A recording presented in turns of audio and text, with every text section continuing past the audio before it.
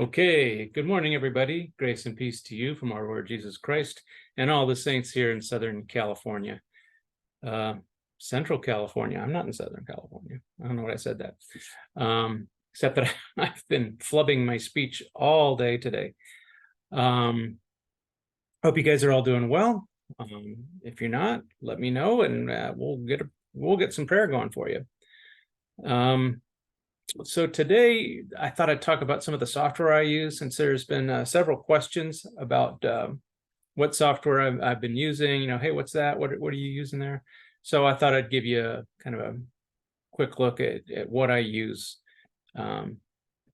specifically here, and what everybody can use anywhere, even if you don't own all this software. Let me get my machine going here. Well, let me share my screen. What the heck? Let's share that screen first. There it is. And where are you? There you are. Okay. So the first thing that anybody anywhere can use is ping, specifically ping -t. So, you know, ping will tell you if something is there or not. Ping -t will keep telling you it's there until you tell it to stop. It'll do a continuous ping, basically. And what that's good for is, you know, say you're upgrading the firmware in a switch or upgrading software on a server. You reboot the thing, you want to know when it comes back up. You can get this ping going, you know, walk away, get your coffee, come back, and when it starts back up, you know, you'll get timeout, and then when the timeouts stop and it comes back, you know it's back up. So that's basically what I use it for. It's just to kind of like a cheap and dirty notification mechanism for when my firmware updates are done. Okay, and then the unsung hero of ping, which is ping -f. So you may or may not have heard of MTUs, or the MTU size. Usually, if you're just working with internal local area networks, you're not going to worry about the MTU too much. But if you're talking to things out over the internet or over a company WAN, which 9 times out of 10 goes over a public internet, you're going to want to do this ping -f command, because basically you need to determine what your maximum transmission unit size is between you and that remote network. And again, 9 times out of 10, it's going to be 1472, just like I got there. But the only way to know for sure is to run this command. So let me, whoops, I jumped ahead there. Hang on. Oh no, now you know trace root -d is coming up. The video is ruined. Okay, so let's paste that in there, and let's put in the wrong number. Let's do 1500, just like on your internal LAN. If you don't do anything, when you get a device, you put a device into service, most of the time, not always, most of the time, its MTU is going to be set for 1500. And if I do that from here within my network, going out over the internet, you can see that it needs to be fragmented. So what that means is I'm sending out a 1500 byte packet. That's too big. So I mean, it would normally get there, but it would be truncated down to whatever the maximum MTU size is, and then it would ask for the remaining data in another packet. So now you've sent 2 packets where you could have only sent 1. So what you basically do is use this command to keep, you know, messing with this MTU size until you don't see that it needs to be fragmented anymore. So, you know, your network's telling you, no, we're going to have to fragment that packet. And I already told it, don't fragment the packet. So it's telling me, well, I got to fragment the packet. So I'm trying to keep that light out of there, but I don't want you looking up my nose either. So if we try 1473, you can see that's still too big. But if we bump down to 1472, bada bing. So that is the maximum size of packet I can send out over the internet without having to chop it up into pieces and send it. So, I mean, it just saves your network time, basically. If it knows, okay, I can only send it this big, I'm only going to send that much. And you aren't going to be having to, ask for the second packet. Okay, I've said that like 3 times now. Trace route. No, most people know what trace route is. It traces the path your packet takes to the distant computer, whatever you're trying to check on. And it basically gives you the router hops that you go through. Every router you go through, it's going to return that router, and in order. So, but this has got some information I don't really want to share with everybody, so I'm going to use this. So you can see I did a trace route to Google, and it 13 hops. The thing is, if you just say trace route 8.8.8.8, it's going to go through and try to do a reverse lookup on every router's IP address that it comes across and give you its host name. Most of the time, I don't really care what its host name is. So if I do traceroute -d 8.8.8.8, it'll come back fairly quickly and just say, here's the first hop, here's the second hop, here's the third, fourth, fifth, sixth, and so on. Without going, here's the first hop, and I'm trying to look up the IP address, and I can't find it. Okay, here's the second hop, and I'm looking up the IP address. You get the picture. So it's just a faster way to do a trace route. It's traceroute -d. Path ping. That's kind of a trace route on steroids. It does basically the same thing, but it just gives you more information. So here's path ping. If you say path ping 8.8.8.8, it'll go through and it'll do the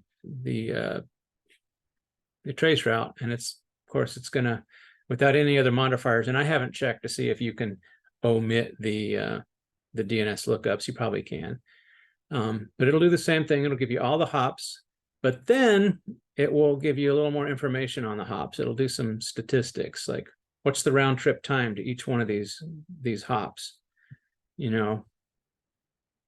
so you can see if you've got some really high latency on a particular router in your path to wherever it is you're trying to get to. In my case, the Google DNS servers. So yeah, you can see, and it'll tell you how many got lost, how many were sent, what the percentage is of them getting lost. So here we got 100% loss on some of these routers. That means they're probably just not going to respond to a ping, because again, it's using ping to discover all this stuff rather than traceroute, I believe. But yeah, these routers are not responding to a ping. And then when you get to Google, then yes, it is responding. So all right. So let's see, what's the next thing we got here? Let's get this out of the way. Path ping. Ping plotter. Ooh, my favorite. So I mean, ping -L, ping -F I use occasionally. Traceroute I don't really use that often. My favorite is to use ping plotter, and it's really cool. Again, this is heavily redacted, but you can see it gives you the same information as ping plotter does, but it's a lot more graphical, and I'm a visual person, so it'll tell you all the hops. It'll tell you the average time it took, minimum and maximum, and if there's any packet loss. And here it's telling you that about 1.2% of the packets sent to this hop here, hop number 11, were dropped. So, and it'll show that out. It'll also show you, that's taking a little longer than it should. Well, it's the internet. It's probably going to take longer than we want it to. That's mostly things you're going to want to know for internal networks. But yeah, as you can see, it's gives you just a lot more information and in a more graphical format. I love path ping. Because if you have a bad hop, let's say that's got a lot of latency on it, it'll really stand out. I mean, this little red line and the dots will be way up in here into the red, and you'll see a spike, and you can just go over and get the name of that router, call your ISP and say, hey, I'm seeing a lot of latency on this particular router. Can you guys check on it? And maybe they'll do it. Maybe they won't. But they might. All of our ISPs are pretty good, and they will listen to us when we say things like that. So that is Ping Plotter. So I'm going to try to remember to put links to all these things in the description below. No guarantees because my memory is horrible. So that, ladies and gentlemen, was Ping Plotter. This one I use quite a bit, Angry IP Scanner. You guys might run into some problems with your security folks, because it is more or less a port scanner. So, but I'm using it, so I know what I'm doing with it. I basically use it just to see what hosts are out there on a given subnet.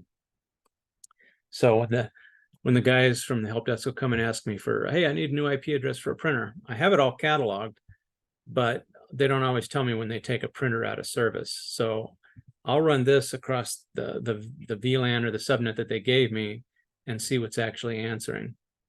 And then I'll see one that's not answering. That's what these red dots are. And I'll ask them, hey, can you check on this printer? Is it still there? Oh, no, we got rid of that one. Okay, well, then you can use that one's IP address for this new printer. Okay, cool, thanks. So this one will go out there, and it'll, whatever subnet you give it, from here to here, it'll scan that subnet as big as you want, so be careful. And it'll come back, and if it answers but there's no ports open, it'll give you a blue dot. If it answers and it's got some ports open, it'll give you a green dot. Doesn't answer, it's a red dot. So these guys here are switches. So port 22 and port 443 are open for SSH and web management. So yeah, we use that one, Angry IP Scanner. What else we got here? InterMapper. That's one I get questions about the most. Again, I'm going to show a very small, somewhat redacted version of InterMapper. So if you guys ever wondered what my network looks like, this is what it looks like, basically. You can see we've got 4 core switches here. 1, 2, 3, 4. 1 and 3 do layer 3 addressing for the VLANs. 2 and 4 are basically just layer 2 switches. Yeah, it just made it easier on us. So yeah, this is what it looks like.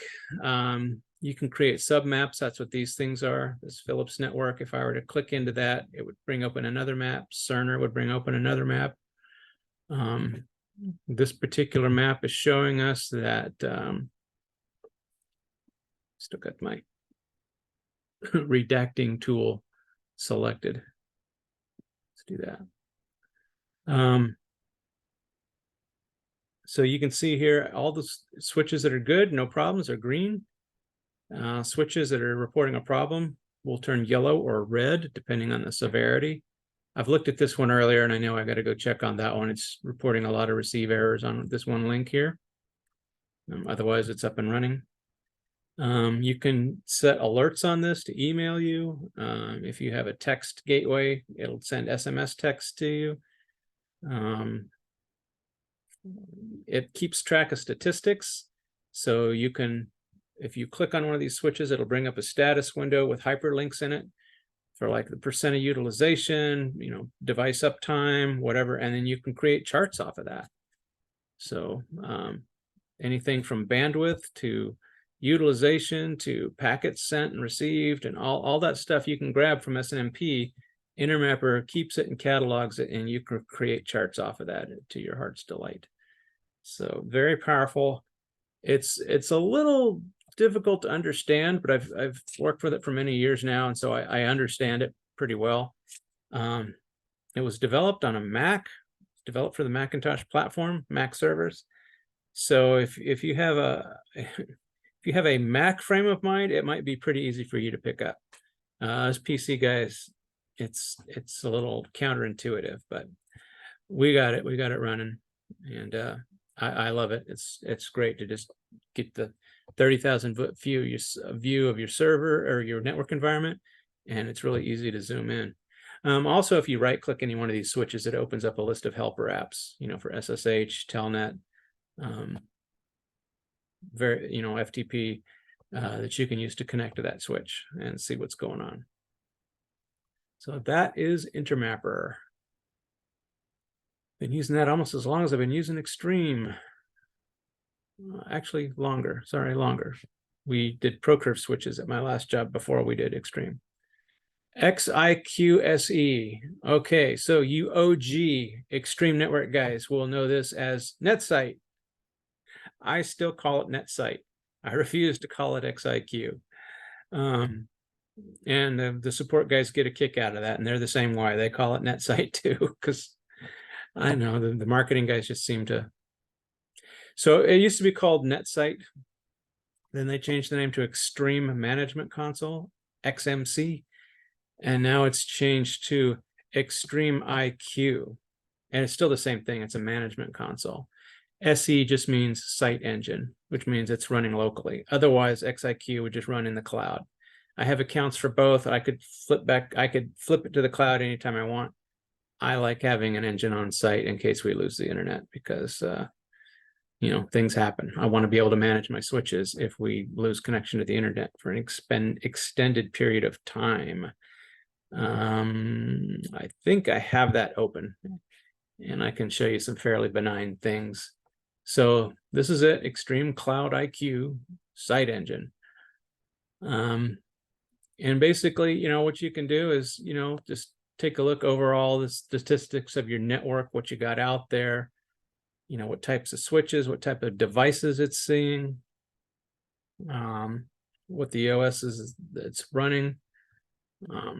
There's several different ways to look at your devices. You can look at it by user device groups, which is how I normally do it, because I kind of group things with, where they are. You can look at them by IP or the device type, or, whatever. You can get all kinds of information off of it. Got lots of ports here. And it tells you what the port status is, all that good stuff. You can look at, his history and lots of different things. From this, you can also go to the device view, which we're basically looking at right now. It'll just bring up a more detailed picture of it. The web view, which will transfer you to the web interface on the switch. Flex view is a view you can set up that has just the parameters you want. I don't really use that. Whole bunch of other stuff that I never use. You can configure them from here. I do not. I always use the CLI to configure my switches. OG Extreme, what can I say? Compass search is really cool. We'll get back to that in a minute. Rediscover, you can re-import the device, clear out the alarms on it, upgrade firmware. That's another thing I use quite often. You tell you want to upgrade the firmware on this device, and then you can either do it immediately, or you can tell it to do it on a schedule. And then you basically tell it what device image to use, click OK, and it's off and running. Just does it itself. This is how you can move it from one group to another. Let's see. Yeah, more things you can do with it. You can, configure the radius attributes, delete the device, do a bunch of other things, restart it. So a bunch of stuff you can do there. Archives. So that's the other big thing I use this for, is switch archiving. So every night at 1 in the morning, it goes out to every switch that's in here and backs up the config to this site engine. So handy. And peace of mind, what was the config? The switch blew up. Where's the config? You can go get it from here, get the config, One thing I haven't really done yet is you can use this to import, export the config back into a replacement switch. I haven't really done that. I really need to learn how to do that. I just haven't done that yet. I usually just print the config out and go and type it back in again, or copy paste. Copy paste usually. And this one is really neat too. Here, let me move this up a little bit so we can see that. Let's move up. No, don't. I don't want to do that. Come on, cooperate. Oh, okay. User error. Okay, compare last two configurations. Let's do this again. Archives. Come on, compare last two configurations. So it'll go from last night and the night before. I actually did two configs yesterday because of one of the switches didn't back up, so I just did it again. So it's showing you the same two configurations. But basically what it'll do is show you right here what's the difference between today's config and yesterday's config. And really the only difference in this one is that the date changed. So normally that won't register as a config change. But I don't know if I have one in here that will.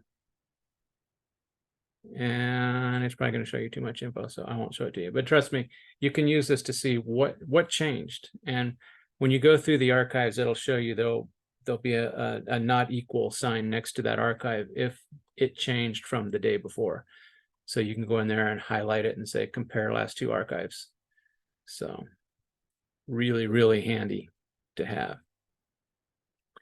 And the other thing I use this for is this sites. So you can tell it to map your switches out. So I told it, you know what, map my Fabric environment out. All the switches that participate in Fabric, map that out. What do you think? I think we got enough interconnects. Looks like a bunch of angry spiders that are all arm wrestling.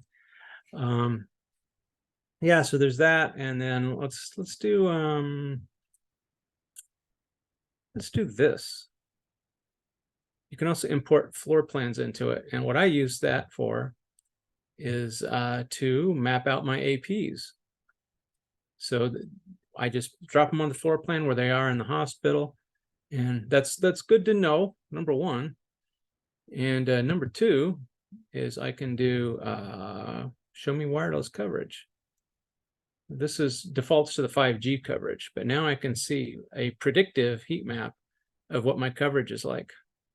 So that's really cool. I like that. Another thing you can do is if I have a MAC address of a wireless device, I can put it in here and it'll show me where it last saw that. Engineer's trying to call me. I'll call him back. It'll show you where it last saw that. So that is really cool.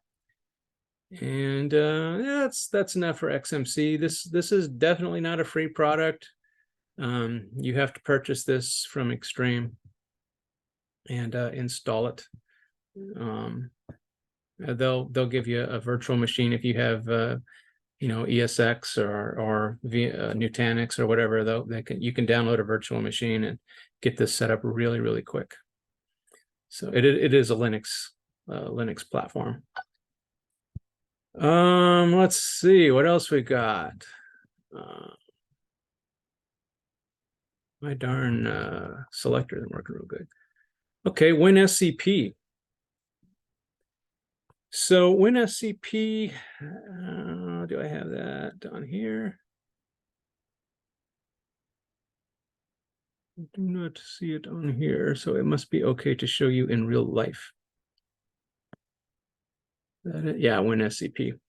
So what I basically use this for is for the Fabric switches and that NetSite server I just showed you, XMC. I connect to them via WinSCP so I can transfer files back and forth. So we've earlier on in the year we were making a lot of changes to that XIQ product I just showed you, and things weren't working quite right, so they would ask for a tech support. So you generate a tech support on it, and then it creates a folder here in their show support folder. And so then I would have to grab that and bring it to my PC and then send it up to them. So WinSCP is really good for that because I can grab a whole folder at once and move it over. So we just basically use WinSCP for file transfers between the switches and between NetSite. Okay, and what is this? Who are you hiding there? Oh yeah, I already showed you that. We don't need that anymore. I'm getting rid of it. Okay, so that is WinSCP, and that is what I use that for.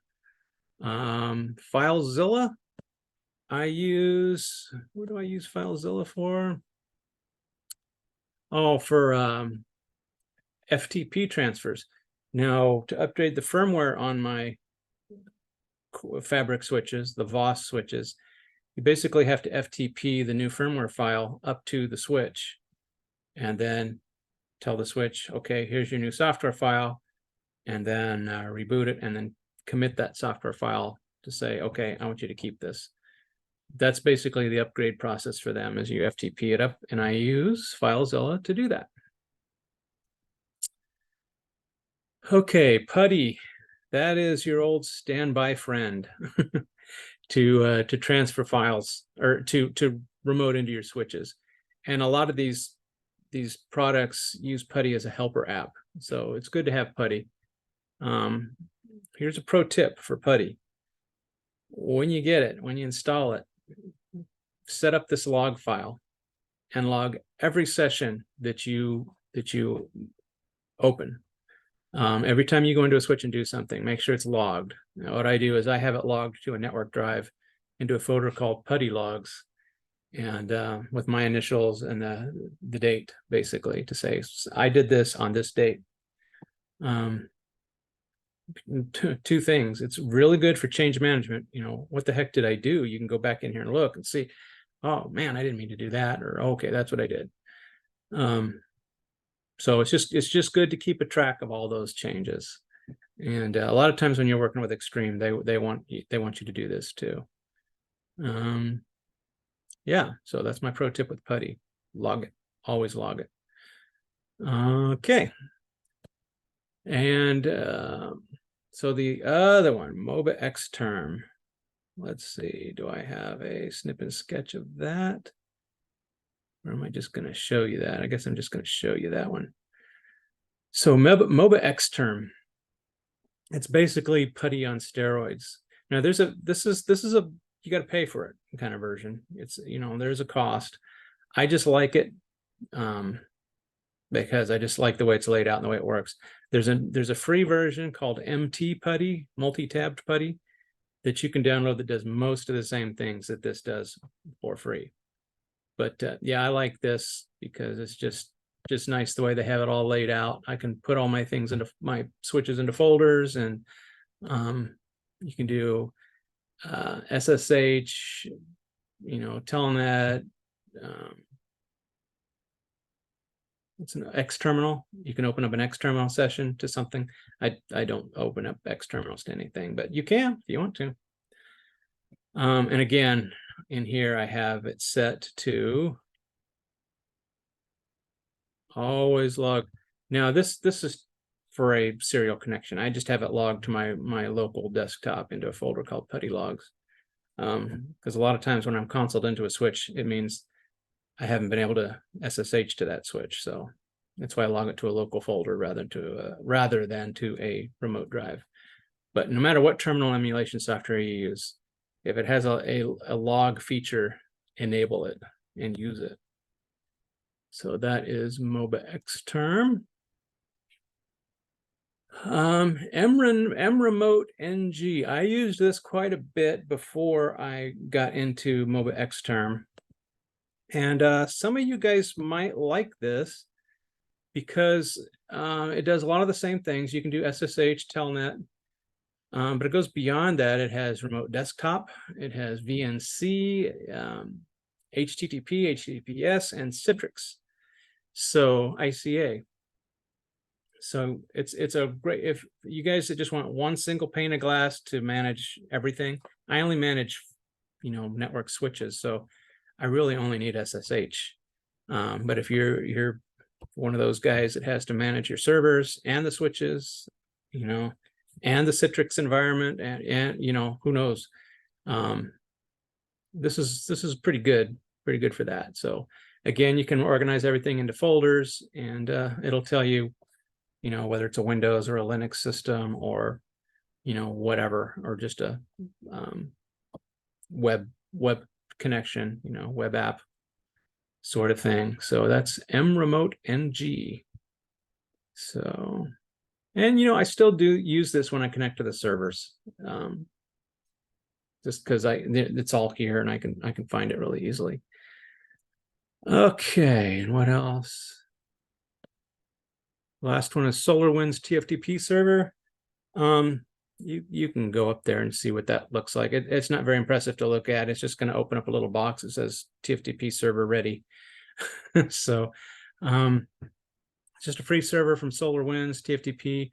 I use that for mostly like my access points, wireless access points.